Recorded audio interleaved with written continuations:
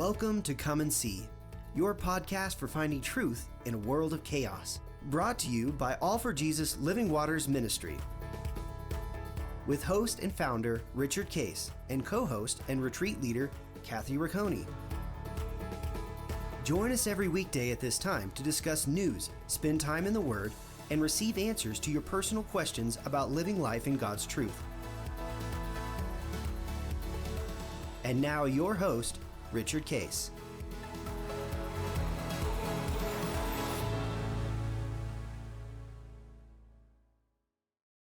Well, good morning, Kathy. Here we are, Monday, beginning of November. How about that?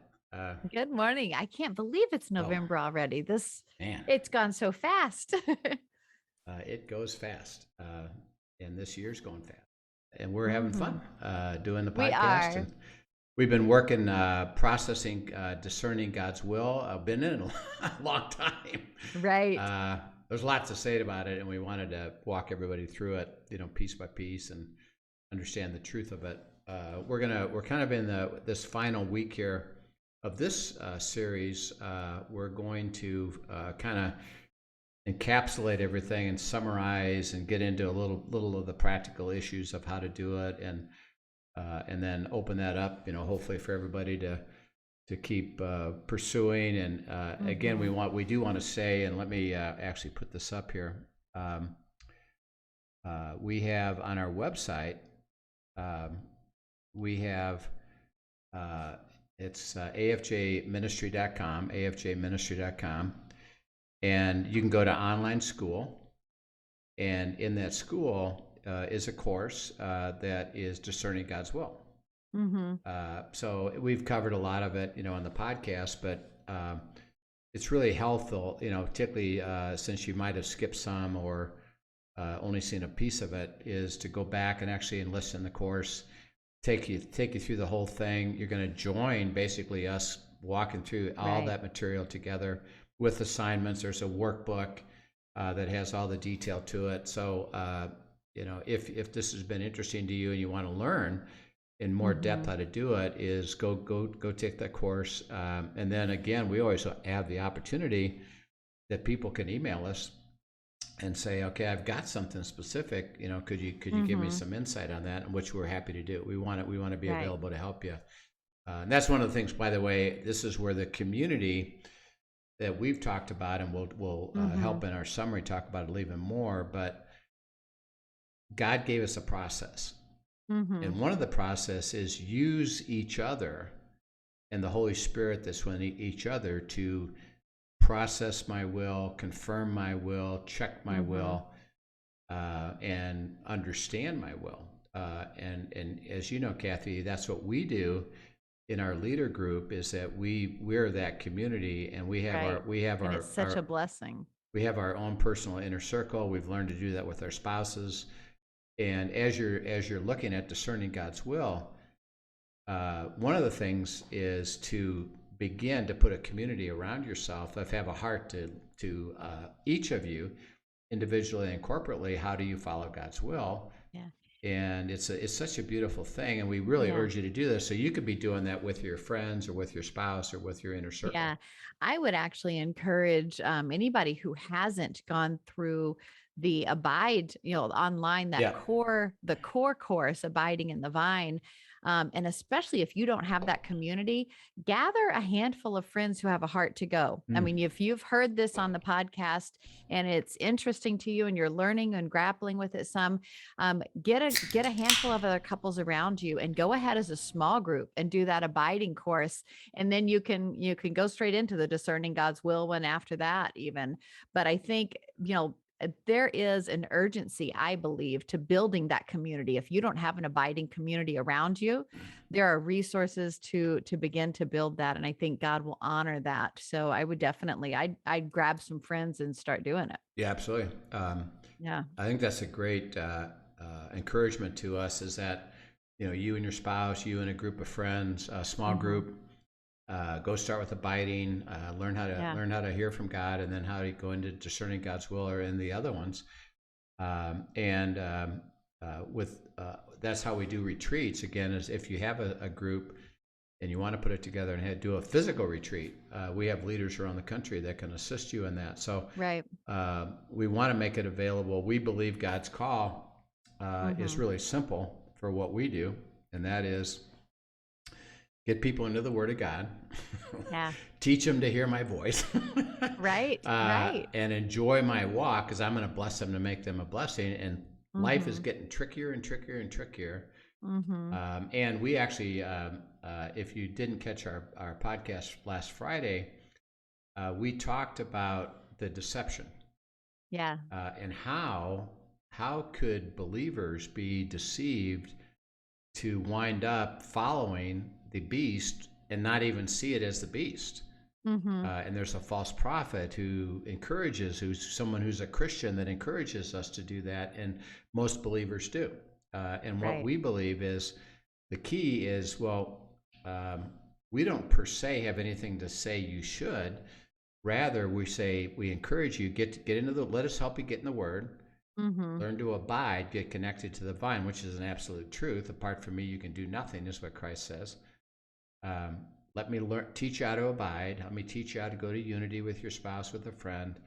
And then let me start giving you clarity about God, my will, because it's going to get tricky down the path. And the issues, the problems, the things that we face, he doesn't leave us and say, well, that's the way life is. He said, let me redeem you, restore you now in your current life, by the way, while life gets trickier and trickier. So we really encourage you to take advantage of it. The resources are there. Absolutely.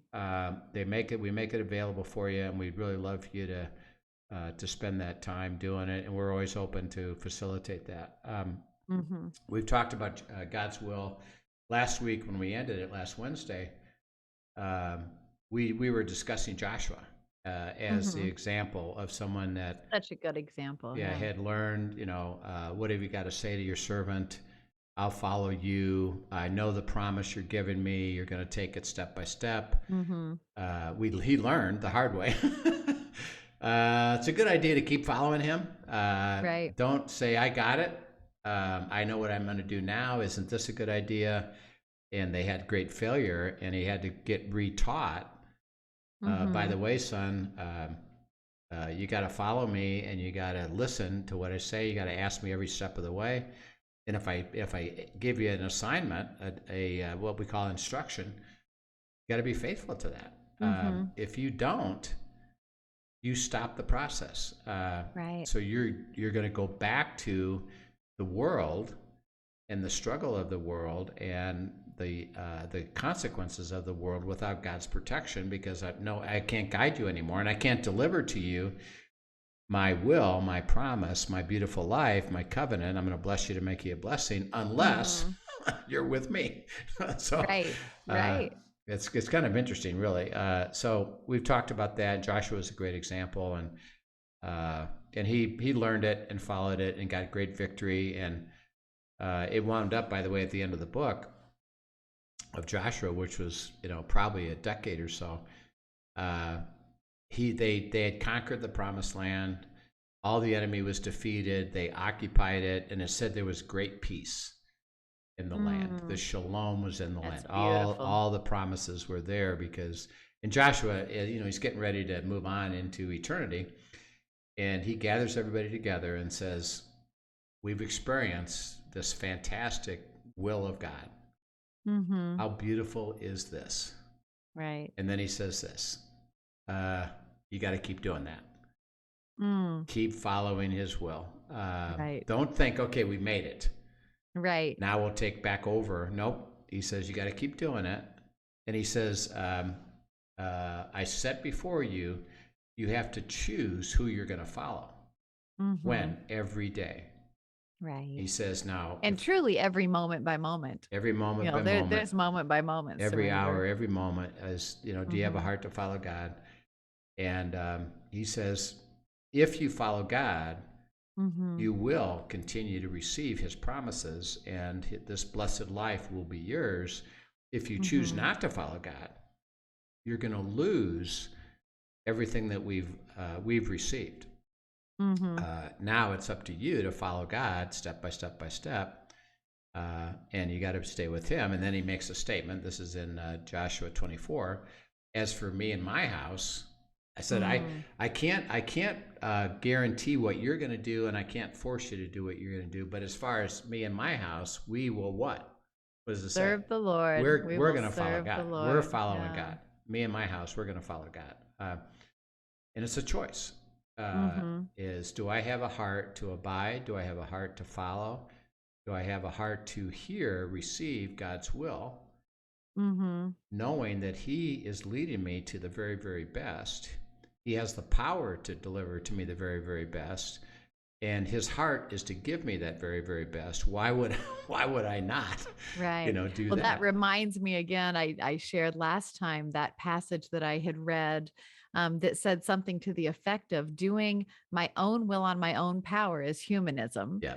Doing my own will on God's power is religion, but doing Christ's will on Christ's power, that's abundant life. Yeah. Yeah. And so you see, you can, that portrays pretty nicely kind of the three possibilities, right? Is that, well, you just decide to do what you're going to do, and you're just doing it on your own power, and you're doing it without God, and it's not going to work out well. Two is that you're religious. I'm attempting to appear to follow what God says, but I'm still doing it on my own power. Now it's mechanical, and interesting enough, you're actually in boat number one. You're still going to have negative consequences. Exactly. And there's nothing that God can do. Or, well, let's follow God completely. Right. And let God fulfill his will in my life, as I'm going to be a follower, not a doer. And as we do, he says, you'll live out the beautiful life that I can. And by the way, in the world, you're going to have what? Trouble. Difficulty. You got self-centered people coming against you. You got the enemy coming against you. You got a world that's already destructive of things that are going to happen. I just had one of our leaders on the East Coast, and you and I were there last week. Yep. We're enjoying his boat, Scott and Kristen Cornell, in New Hampshire on Lake Winnipesaukee. Yes. And it's a beautiful boat. Beautiful boat. It's from 1955, a Chris Graff, beautiful boat. And wooden, just beautiful woodwork on we it. We went on a ride on it, and I got because I grew up with a Chris Graff. Actually, the boat that I grew up in was actually newer than that one. Oh yeah, isn't that funny? But it was a ski boat. It was, I learned how to water ski and how to do all kinds of cool stuff. And I drove that boat as a kid. And so Scott said, "Hey, do you want to drive the boat?" Yeah, I'd love to. Well, this brings back all these memories and how beautiful it is. And we had this beautiful time around sitting around the lake. And even I know you had to go because your assignment was for your daughter Anna, but we got to see the sunset. We still got the nice afternoon, yeah. And beautiful. Well, I get a phone call from Scott. He says, and he sends me a picture. Actually, text. He said, "Yeah, we had some adversity. What? Our boat sank. That beautiful boat that you and I were physically there last week. Right. Sank." And he shows me the picture of the boat sank in the dock, at the dock. What happened? Well, we had a storm that came up that had 4 to 5 foot waves, and it evidently overwhelmed the boat. Which is crazy for Lake Winnipesaukee, by the way. And particularly they're right by the shore. Right. So they have a dock, and they're right by the shore. And the waves are there. He said, we've never experienced this. Right. By the way, everybody on the lake did. But it swamped it, and it sank right there at the dock. And it was like, oh my gosh, look at that. And we talked about it, is that, well, in the world, you're going to have what? Trouble. Well, you got it, So, he prayed about, okay, I got to let God restore this. And what do I do now? And he's had to get, it's called a boat extraction team. Yeah, which he actually sounded like he was fascinated. He was fascinated. He said, actually, I kind of liked watching this, And a boat extraction team comes, and they're divers, and they put airbags and lift it up, and then they got to drain it, and there was a hole in it because of the rock, and it was something. And so their heart was, okay, in the world they're going to have trouble. They were not expecting their boat to be sinking this week in the lake, and they're, by the way, leading a retreat coming up this weekend. So right. It would be typical of things that happen before the retreats. But okay, I have it, and we've learned, and they shared this, that, well, okay, Father, what do you got to say about this? I'll restore it. I'll show you how to do it. The boat will be fine. It won't be there's not as much damage as you think. And actually, I would like you to have joy while I do that, because let me lead and guide you of who to get, how they can do it, who should restore it so that they do it right. And by the way, it's not going to cost you much if you get the right people. This is all part of God's will, that, well, okay, you got trouble. Let me resolve it so that, and he'll show me a picture again, and the lake's getting ready to freeze anyway, so he was going to take it out now. He'll take it out, get it fixed, and then next spring, I said, send me the picture when that boat is sitting on the top of the water, ready to take out again. Yes. And demonstrate that God restored it. And by restoring it, again, it's not okay, God, it's your boat. You restore it. Let me know when you do. He says, no, well, he's going to give him step-by-step process, I'm gonna right? tell you, and yes, it's going to cost you some money, but I'll make it up to you. But I'd like you to have joy through the difficulty of this thing that's just happened. Why? Well, because you're part of the world. I didn't exempt you from it. And I didn't say, okay, I'm not going to have you be impacted by the general adversity of these waves. But in that, I can now guide you, lead you into the resolution, so that as people, usually when they're coming to me and Linda, they're saying, I'm in trouble. I've got a problem. I'm really mad, or this happened, or my financial situation, or my boat just sank. And man, that's hard. And I was just got to do other things. I don't have time for this. You can imagine how it goes. Oh yeah. Well, okay. I understand. I guarantee you that God can resolve this 100% and bring you to joy, peace, freedom, restoration. It's going to be the Garden of Eden, elements of the Garden of Eden in your life. Do you have a heart to go? Right. And again, a lot of people, because we talked about this last time, they have a false understanding that, well, doesn't everything that happened is God's will? And I'm a Christian, so everything that happens is God's will. And if that's true, and I had this awful thing happen to me, why are you telling me that God's going to restore this? Well, you don't quite understand it. Right. Not everything that happens is God's will. And we'll talk a little bit about this tomorrow and Wednesday. But remember, you said the prayer is, thy kingdom come, thy what? Thy will be done. Thy will be done. You got to ask for it. So by definition, it's not automatic. And we're in a world that is under the control of Satan. And it's kill, steal, and destroy, entropy. Boats are going to get swamped. Things are going to fall apart. Difficult things are going to happen to you. What you need is God's will, for him to guide you, lead you, for here's what I'm going to do for you and give you. Just like he said to Joshua, hey, I'm going to give you the promised land. Follow me into it step by step by step, and I will deliver it to you. And by the way, we just said that Joshua said, as for me and my house, we'll serve the Lord. Interesting enough, he makes a statement before that in chapter 23. Hey, by the way, everybody, not one single word that God has told us has been unfulfilled. He's fulfilled every single thing he said.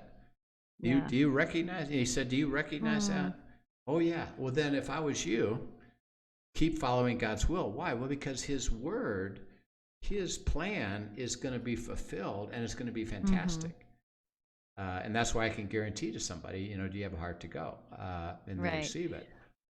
I think it's interesting, even going back to the example of Scott and his boat right now. When we were talking this morning, and he was sharing how, like he said, it was such a joy. Actually, he was enjoying Yeah. watching the restoration process. And isn't that a true representation of what we, as God is in the restoration process in our lives and in our circumstances, when we are walking with Him and surrendering to Him, that restoration process is even a joy. And I just think there's such beautiful parallels in that. I Yeah. love that. Yeah. Now think about that. And we actually have that. He has a picture of that boat. In a sense, the boat, is damaged. Right. I'm watching it start to be restored. Mm-hmm. Why? What about that? Think about that. What about that brings joy? Watching it come back to what it was designed to be. But, and that's what God does in our lives. He is restoring us to what He designed us to be. Because as you look at it, you looked at that boat. Mm-hmm. Okay, it's ruined. Yeah. We would like it to be restored. Mm-hmm. We still want to enjoy the boat. Is that possible? Yes. Okay, how? Well, the first thing is get this extraction team, and you got to get it so it's out of the water. Mm-hmm. Why? Well, so that you can go to step 2, step 3, step 4. Right. To get it restored, so that all he's watching is the first step. Right. Okay, now what's the encouragement as he watches that, the first step? What's that encouragement to him? What does he now begin to realize? He now begins to see that the restoration will occur. It's step by step, but it is going to happen. It's going to happen. You're starting to see it happen. Mm-hmm. Not with, well, we got it out of the water, and it's going to be miserable still. Right. No, it's like, wow, look at that. Mm-hmm. Wow, that step was taken. I can now get excited. It's going to happen. Hey, this is going to happen. What? It's going to be fully restored to the beautiful thing that God has planned for them. By what? I'm watching the restoration process. Yes. And why? Well, it's encouraging. And then that's why Scott expressed it in Kristen really well, is that, hey, interesting enough, he said, I actually enjoyed this awful thing that happened. I kind of enjoyed the restoration process. Yeah. And it'll really be fun to see when they replace the bores and get the engine working properly. And by the way, it's already been shown. They've already let us know, hey, you know what? It's not as bad as it could have been. Mm-hmm. I believe already there was God's favor. Is that, yeah, your engine could be completely destroyed. And you're going to have to buy a whole new one or get this. And they said, yeah, you know what? Yeah, it sank. Yeah, the water damaged the engine, but you know what? It's not too bad. We can fix it. And that statement is what gives you encouragement. Hey, guess what? We can fix it. That's why when people come to me with these troubles, and I say to them, I guarantee you God will resolve it. He's going to fix this. It will happen. Well, if they embrace any of that, okay, well, all right.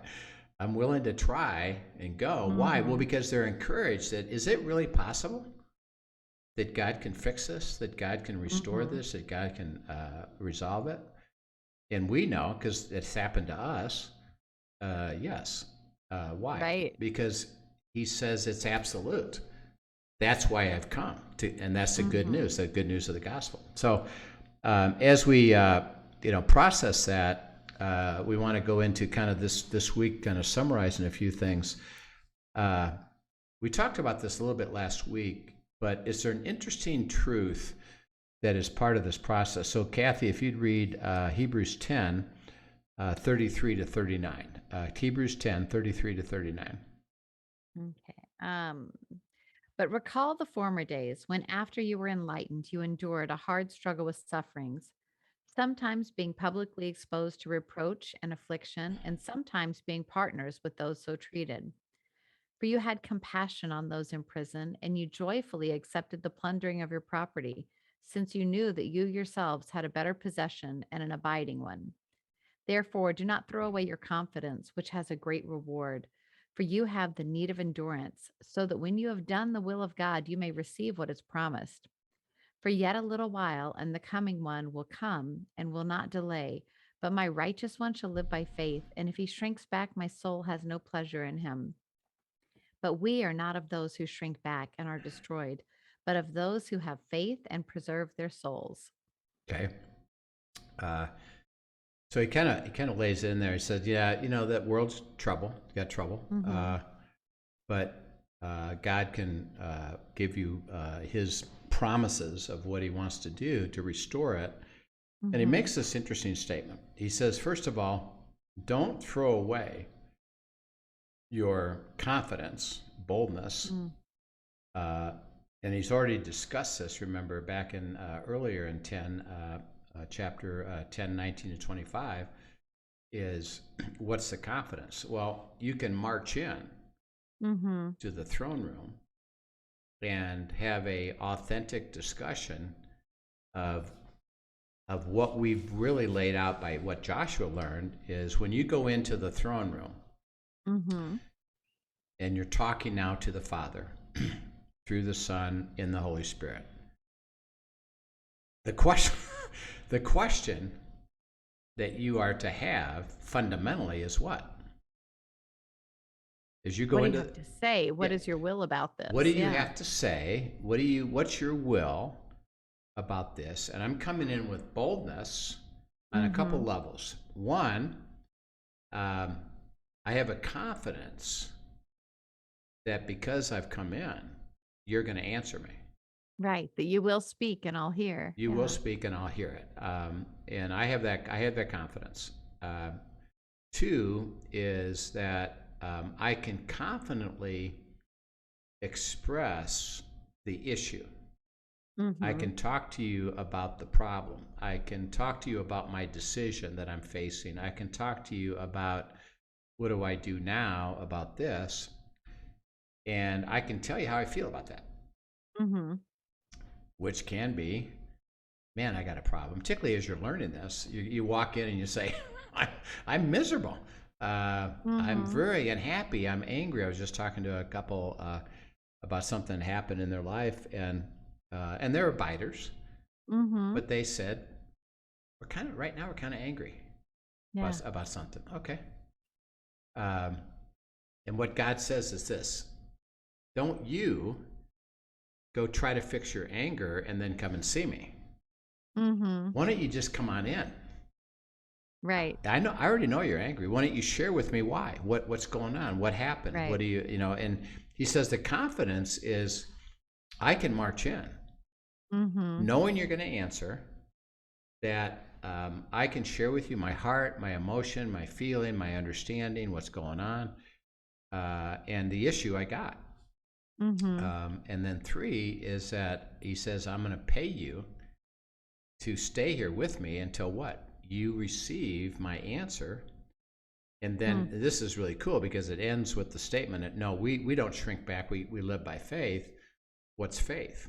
Believing what he says is going to happen. Right. That's called his promise. Here's what I'm going to do, God speaking. And see, as we summarize this, God's will this week, I hope we can have it clear when we say, what is your will? The question primarily is, God, what are you going to do? What's your promise? What is it that you're delivering me to? And then there is instruction for me, which I have a heart to follow. Right. So, for example, we talked about Joshua. Did Joshua say, well, I think I'll attack a few cities and see what happens? Not at all. Okay, why did he even go in and start going city by city? Why did he even do that?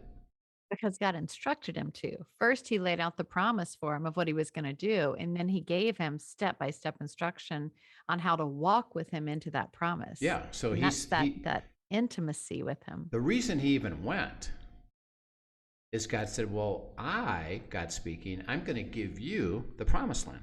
Mm-hmm. I'm going to deliver to you the covenant, blessed to be a blessing. I'm going to give that to you.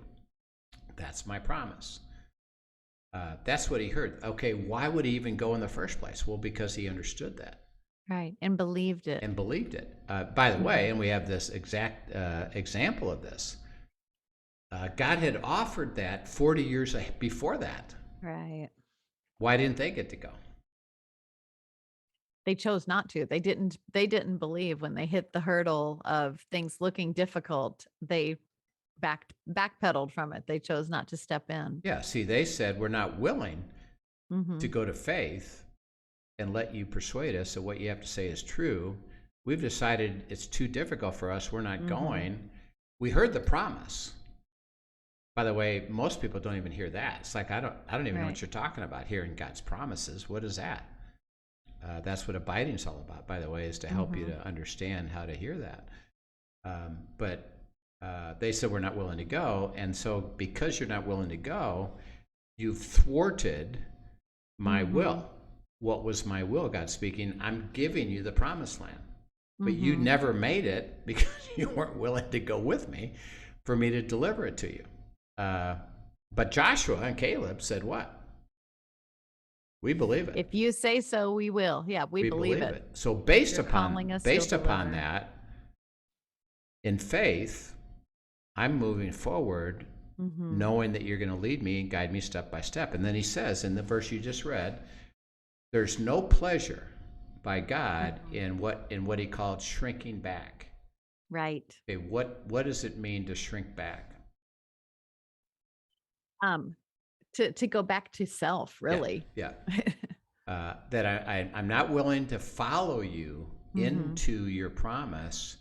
I've decided I know better, or I'm not willing to go that way. I'm going to try to figure this out myself. Yeah. Or I've let fear overcome my faith. Right. And I shrink back from that. I just don't see how it's possible. Therefore, I shrink back. Yeah. And the key word is just back, is that, well, you just, you stop and you go back to, I'm going to take over. And he said, God says, I have no pleasure in that because the just shall live by faith. By faith. Yeah. That's the only way it can happen because it's a spiritual process. And how does that look? Well, you got to get my will. How does that look? You got to speak something to me. The promise that I then have the heart to go into. And then he says this.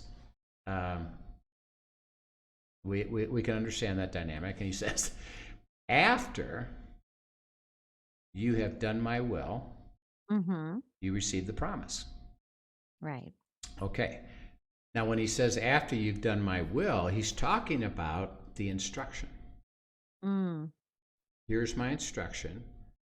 I've got to get you to the right place at the right time with the right people so that I can deliver what I'm going to do of my promise for you to have this issue fulfilled, to have this decision made, to have this problem overcome. And I'm going to speak it. And then you have to walk into it. And how do you walk into it? Instruction. And then he says this, after you've done my instruction, I'm going to fulfill the promise. You shared a great story a couple of weeks ago that kind of illustrates this. You said you and Dan a while ago were being asked by God to tithe. And you said early in our marriage, he laid that out. Yeah, he laid that out, and you knew some promises associated with that. By the way, it's in Malachi chapter 3, verse 10. It says, if you actually, you can test me in this. Which, by the way, he said, don't ever test me in anything else, but this one you can. If you are faithful in this the concept of first fruits, and everything that I give you, you just beautiful principle. You just give it right back to me, and I'm going to bless you even more. And he said, your barns will be full, which means that, again, it's not about building wealth. It's about the place that you're at will be a place of contentment. It'll be a place of not struggling financially. It's not about building wealth. It's that you'll have freedom. Right. And then it goes on to verse 12 and says, hey, by the way, Satan isn't going to steal it from you. That's kind of an important element. That's an important element. It's not an up and down thing. It doesn't mean that you might have. And Paul says that I've learned to be content in bounty and not bounty, but Satan isn't stealing my life because of it. And God says, he's not going to be able to steal it. Okay, so you were presented with that, and he gave you a promise, and you said you struggled with it. Which is the way it goes, trying to understand God's will. How did you process that through so that we can then illustrate this principle of after you did the promise, or after you did my will, you received the promise? How did you process that through that struggle to the point where, okay, we'll be obedient to that instruction? How did that work for you? So again, this is early in our marriage. So we didn't have the foundation of abiding per se, but we're walking with God and listening to him. And we had built a foundation of trusting him. And so he knew where we were at. So I want to emphasize that he knows where your faith is starting at this very moment, if you're listening.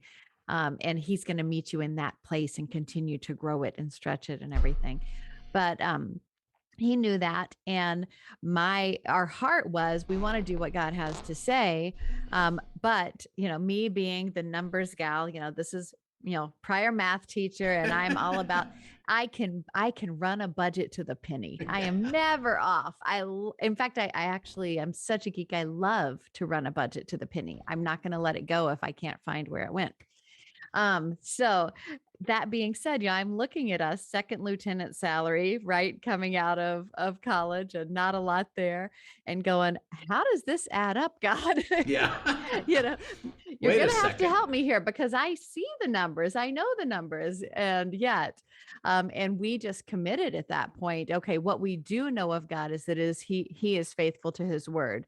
And so, while I don't fully understand, and I can't say in that moment I had a complete heart for wanting to do that, I knew enough of his character to say, I'm going to trust you with this. And so we're going to step out and we're going to do this, and then continued to pray, God, I need you to bring my heart along.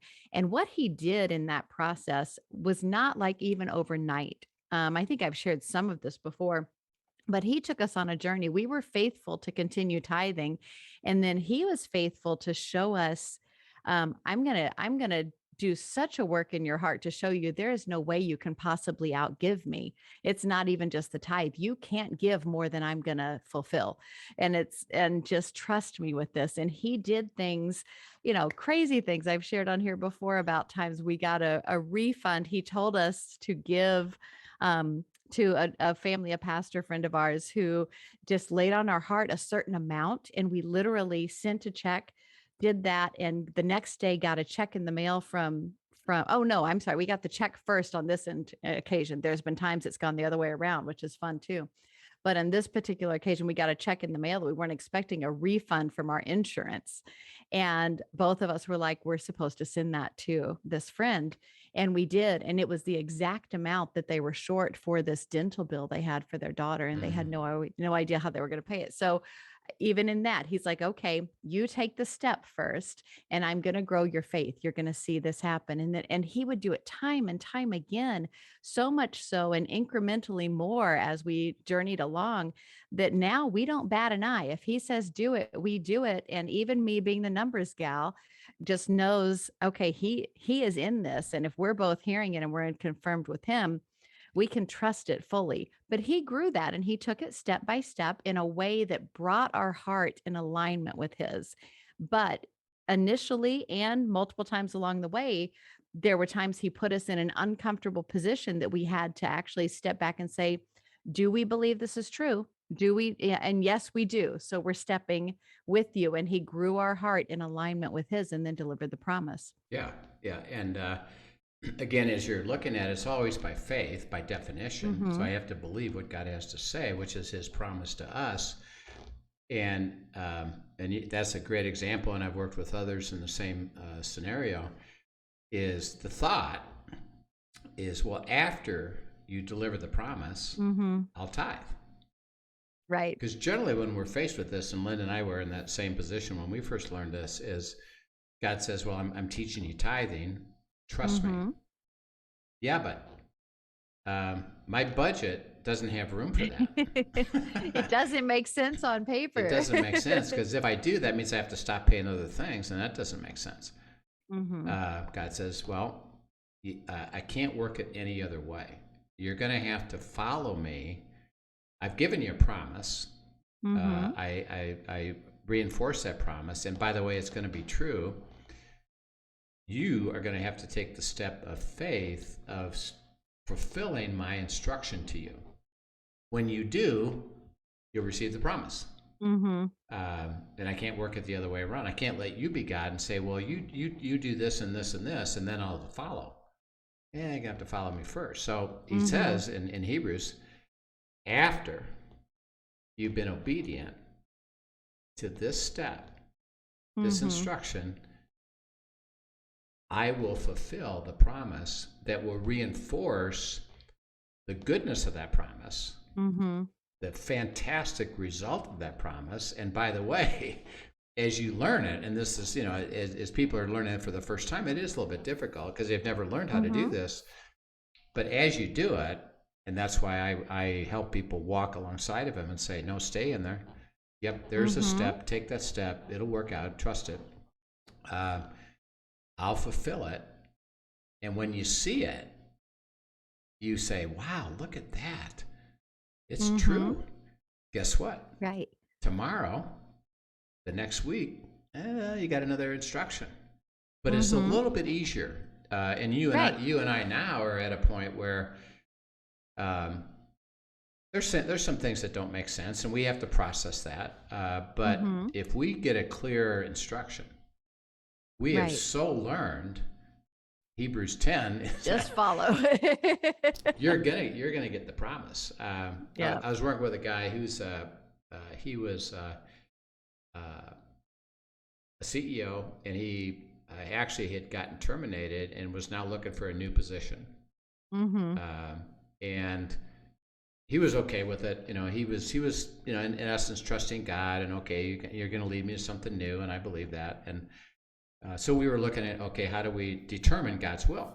And it's specific, if you look at it from his perspective, is what company do you want me to go to work for? Pretty simple. Now, our desire would be what? Just tell me the company. Just tell me. Just tell me and make it happen. And he said, well, okay, let's go into a process. Do you have a heart to follow my will? Yes. And so, and I was helping them.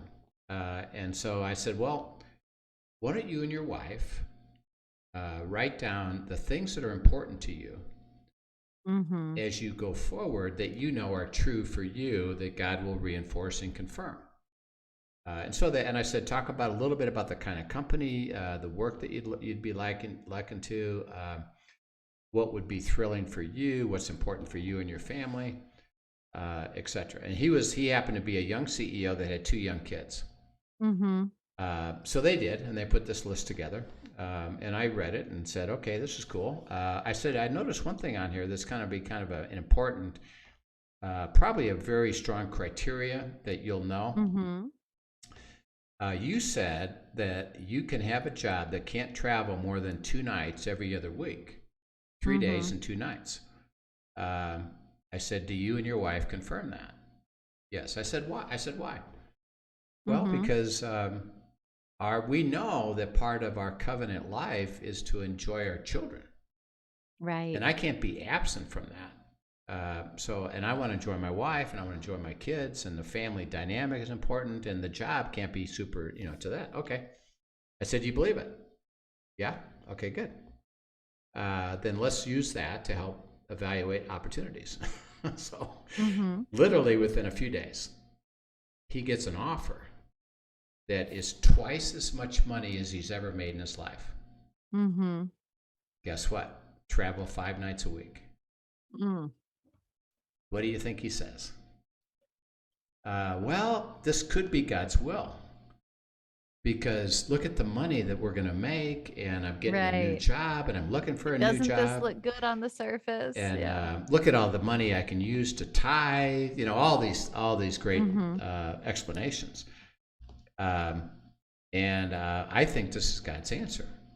And this is where people are looking at circumstances as a primary way. And interesting enough, the way I interpret it, as I see it, circumstances is kind of related financially. That kind of tends to rise to the top is financially, what does this mean? It's got to be God's will. So I looked at him, I said, well, wait a second. You and your wife had written that 2 nights every other week. This doesn't fit that at all. I said, the answer is no. He said, what do you mean the answer is no? I said, God's already given you a truth. I'd already told him that, yeah. And I'm going to fulfill it if you are faithful to what I just told you. And you and your wife I thought you and your wife confirmed that. Yes. Well, then why would you say maybe this is God's will? The answer is absolutely not, because he already told you what's true. Well, I don't know about that, and so he processed and struggled with it. And I said, well, you and your wife process it and see if God doesn't confirm that you have not yet received the promise. By the way, great examples in Scripture, Sarah and Abraham. Right. We haven't got the promise. Hey, how about if we satisfy this? We gonna make it happen. We gonna make it happen with Hagar and Ishmael. They said it's a good idea. By the way, this is important. They decided that we're going to do this to fulfill what we think is the promise. Right. Did God stop them? No. He let them do it. No. See, and by the way, was God's will fulfilled? No, because afterwards he said, that ain't the promise. Right. And now he can restore that, but there's some consequences in the middle of all that. That's right. And by the way, you're going to have to cast him out because he's not the promise. I can still deliver to you the promise. And this is important as we look at God's will, is he didn't say, I'm going to prevent you from making a mistake. No, do you have a heart to follow me? And see, they decided at the moment, no, we're not going to follow you. We're going to do it ourselves. Okay. What's the mistake they made? Even with the thought, did they go back to God and say, we're thinking of this, and maybe we're going to try to fulfill it this way. What do you got to say about that today? Don't throw away the opportunity to go into the throne room. They didn't go. Right. And God said, well, you didn't come in. You didn't talk to me. You didn't ask me. So, okay. He has a consequence. So this couple is struggling. They go back and they confirm it. And they said, you know what? We did understand that the promise, this isn't the promise. We haven't received it yet. It's all based upon some important things. We are going to be obedient to that instruction. And I'm not going to accept this job. I'm going to wait. Do you feel confident about that? Yes. What do you know is going to happen? God's going to deliver the promise. When? After I fulfill my commitment. Okay. So he does. He and his wife do say no. We're committed. That's the way we're going to go. 3 weeks later, they get a phone call. Hey, would you like to come and work for our company? And they looks at it, and I said, what's the deal? 2 nights. Travel 2 nights every other week. And That's beautiful. And he says, guess what? They're providing me the same money the first one was, double I've ever made in my entire life. Wow. And then I followed up with him afterwards that it worked out exactly what God had spoke, that they've enjoyed the fullness of all the blessing of the covenant. Right. Not just materially, but the joy of a marriage, the joy of a family that has dad at home. By the way, him learning to have balance and not get sucked into work. There's all kinds of things to it. But after they were obedient to the instruction, did God's will in that regard, right. God gave them the promise. And you illustrate it with your discussion. So as we try to, we're going to end today on as we're talking about the summary of this, but we've learned a couple important things, is that God is going to speak. I have a will. Mm-hmm. I am going to deliver certain things for you. I'm going to give you certain things. I'm going to show you the truth of this. I'm going to give you instruction. Don't waste your opportunity to come and talk to me about it. Right. Let me have clarity. We'll talk tomorrow a little bit more about clarity, because as we can see, is like, okay, well, how do we get clarity?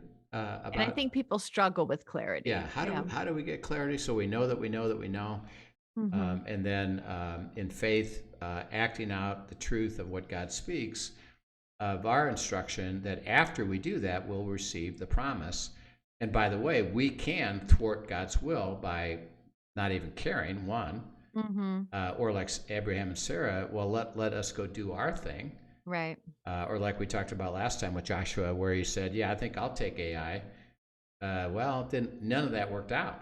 Because why? Mm-hmm. It wasn't my will. And God's not up there saying, I'm going to prevent you, I'm stopping you, I'm going to make sure no, you're going to have to come with me and process me and take these steps of obedience, Mm-hmm. like you did with tithing. Right. We believed it. We didn't receive the blessing until after we took the step.